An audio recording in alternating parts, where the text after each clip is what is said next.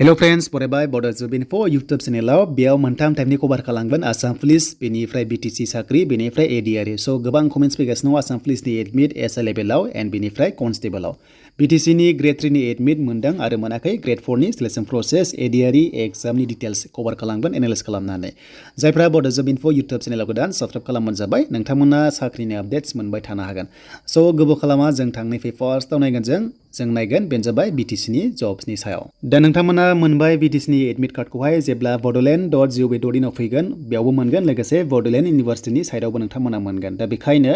एग्जामा जाथारसिगोन डेटआ डिक्लेयार खालामबाय एडमिटबो नोंथांमोना डाउनलड खालामबाय नाथाय मोनसे बाथ्रामोन जे अफलाइन एप्लाइ खालामदोंमोन आरो बेयाव नोंथांमोनाहाय बयबो एनभेलप हरफादोंमोन नोंथांमोना जे अफलाइन एडमिट फैगोन होननानै नाथाय मा खालामनो बेयाव अनलाइन खालामबाय मोजां जादों मानोना खायसे पोस्ट अफिसाव थाबनो डिलिभार जाया थ' बेखायनो मोजां जादों जे अनलाइन खालामना होनाया जास्ट नोंथांमोना एडमिटआव फट'ल' नोंथांमोना सिथाबनांसिगोन अके होमबानो नोंथांमोना जासिगोन देन नोंथांमोना बेखौ लानानै एग्जाम खालि थांनांगोन दा बेयाव एग्जामनि डिटेल्स ओरैबायदि मोनसे कम्बाइन एग्जाम जागोन पस्टआ मोननै दङ नै JEE दङ बेनिफ्राय स्टेनर दङ स' बे कम्बाइन एग्जाम जागोन आरो बे एग्जामा गासैहाय 3 घन्टा जागोन आरो लोगोसे 100 मार्क्सनि बारा थागोन नामा बेखौ मेनसन खालामाखै नाथाय समासो मिथिसिगोन जेब्ला पेपार ओंखारो स' बेनिफ्राय नोंथांमोननि बेयाव नाम होनानै सार्च खालामबानो एडमिटआ मोनो बे मोनसे कम्बाइन एग्जाम जागोन एग्जाम सेन्टारा गुबुन गुबुन दङ नोंथांमोना स्कुल कलेज बेनिफ्राय इउनिभारसिटियावबो एग्जामखौ हैनांगोन देन एग्जाम पास जानाय लोगो लोगो सेकेन्ड स्टेजआव नोंथांमोननि भाइभा टेस्ट दङ अके स' नोंथांमोननि भाइभा टेस्ट दङ स' नोंथांमोनाहाय भाइभा टेस्ट दङ स' बेखौ नोंथांमोना जाहाथे होना लायो देन बेनिफ्राय एग्जाम पास जाबाथाय नोंथांमोना मिथिबाय जे भाइभा टेस्ट पास जाबा नोंथांमोना BTC सेक्रेटारिएटआवहाय मावनांसिगोन साख्रि एज ए JEE एबा स्टेन' स' पस्टआ दङ 32 नोंथांमोनाहाय JEE 20 बेनिफ्राय स्टेन'आव गासै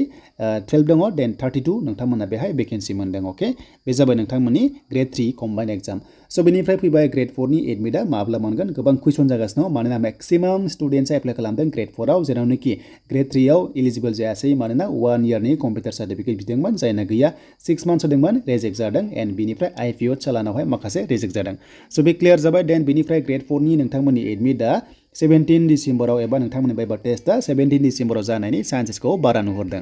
स' बेनिफ्राय नोंथांमोनाबो ग्रेड 4 आवहाय नोंथांमोनाबो अनलाइनसो नोंथांमोना डाउनलड खालामनांगोन जेरैहाय दायो होदों बेबादिनो नोंथांमोना होनांगोन आरो भाइभा टेस्टआ साइन्सआवनो जोबा मानोना बेवहाय सिरियालि थांबाय थागोन स' गोबां स्टुडेन्टस दङ आरो जायफ्रा सर्टलिस्ट जायो बिथांमोनखौसो बेयावबो लिंहरगोन नोंथांमोननि भाइभा टेस्टआव बे जाबाय नोंथांमोननि BTC सेक्रेटारिनि आन्डाराव स' बेनिफ्राय नोंथांमोननि साख्रिया 2024आवसो जाहैसिगोन आरो फैनो गोनां दं BTC आव हमना ला 5000 नि भेकेन्सिनि खाथियाव BTC नि रेगुलार साख्रि माल्टिपल डिपार्टमेन्ट्सनि फैनो गोनां दङ आरो जेब्ला फैगोन स' नोंथांमोना क्लास 8 पासनिफ्राय डिग्री पाससिम नोंथांमोना बेयावबो खालामनो हागोन आरो जेब्ला फैयो नोंथांमोना आपडेटखौ मोनगोन नाथाय दायो जेबो इनफरमेसन गैथ'वा जे माब्ला ओंखारगोन स' बेयावनो जोब्बाय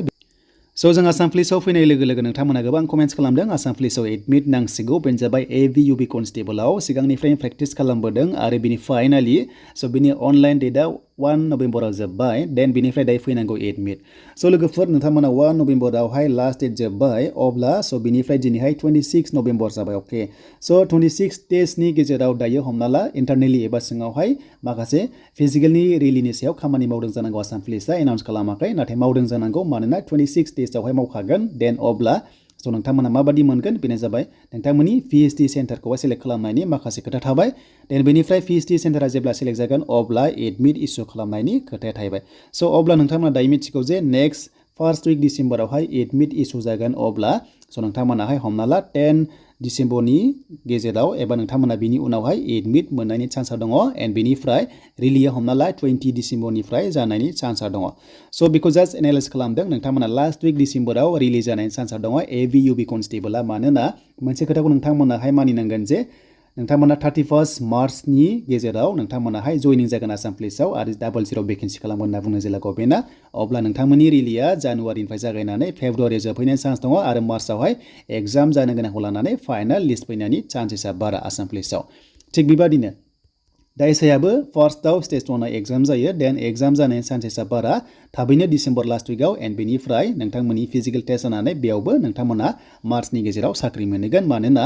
चिफ मिनिस्टारा रोखा फोरमायखादों जे मार्चआवहाय हमना ला बेनिफ्राय लास्ट मार्चआवहाय 00 भेकेन्सि खालामगोन होननानै एबा एप्रिलावहाय अब्ला नोंथांमोना थाबैनो आसाम पुलिसाव मोनखासिगोन थ' नोंथांमोननि खामानि मोनसेल' प्रेक्टिस स' बे जोब्बाय आसाम पुलिसनि रिलेटेड देन जों दानिया थांसै जोंहा ADREआव